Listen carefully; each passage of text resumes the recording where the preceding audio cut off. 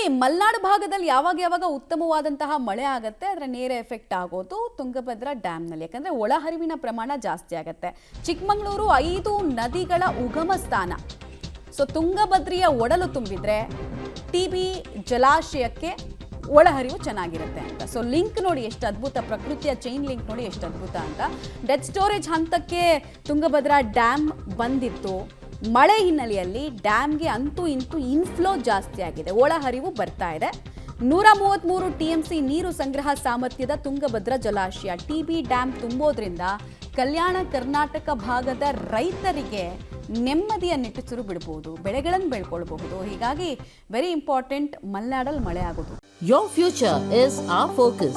At GSSS First Grade College, Mysuru, you will code your way to success with BCA and multiply your achievements with BCom and BBA. Admissions open. Apply now. Specially Chikkamagaluru ಭಾಗದಲ್ಲಿ ಮಳೆ ಆಗೋದು.